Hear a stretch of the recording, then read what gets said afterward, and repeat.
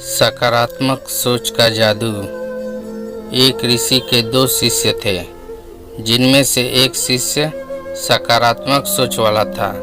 वह हमेशा दूसरों की भलाई का सोचता था और दूसरा बहुत नकारात्मक सोच रखता था और स्वभाव से बहुत क्रोधी भी था।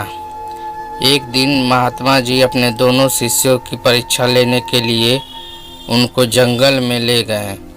जंगल में एक आम का पेड़ था, जिस पर बहुत सारे खट्टे और मीठे आम लटके हुए थे।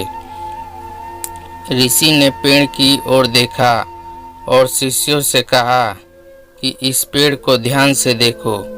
फिर उन्होंने पहले शिष्य से पूछा कि तुम्हें क्या दिखाई देता है। शिष्य ने कहा कि ये पेड़ बहुत ही विनम्र है, लोग इसको पत्थर मारते हैं, फिर भी ये बिना कुछ कहे फल देता है। इसी तरह इंसान को भी होना चाहिए। कितनी भी परेशानी हो, विनम्रता और त्याग की भावना नहीं छोड़नी चाहिए। फिर दूसरे शिष्य से पूछा कि तुम क्या देखते हो। उसने क्रोधित होते हुए कहा कि ये पेड़ बहुत धूर्त है, बिना पत्थर मारे ये कभी फल नहीं देता, इससे फल लेने के लिए इसे मारना ही पड़ेगा। इसी तरह अब मनुष्य को भी अपने मतलब की चीज़ें दूसरों से छीन लेनी चाहिए।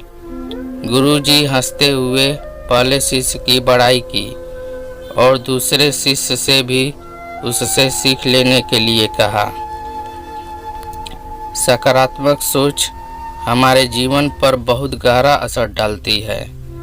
नकारात्मक सोच के व्यक्ति अच्छी चीज़ों में भी बुराई ही ढूंढते हैं। उदाहरण के लिए, गुलाब के फूल को कांटों से घिरा देखकर नकारात्मक सोच वाला व्यक्ति सोचता है कि इस फूल की इतनी खूबसूरती का क्या फायदा, इतना सुंदर होने पर भी ये कांटों से घिरा है। जबकि उसी फूल को देखकर सकारात्मक सोच वाला व्यक्ति बोलता है कि वाह, प्रकृति का कितना सुंदर कार्य है कि इतने कांटों के बीच भी इतना सुंदर फूल खिला दिया। बात एक ही है, लेकिन फर्क है केवल सोच का। दोस्तों, कहानी अच्छी लगी हो तो लाइक और सब्सक्राइब करें। धन्यवाद।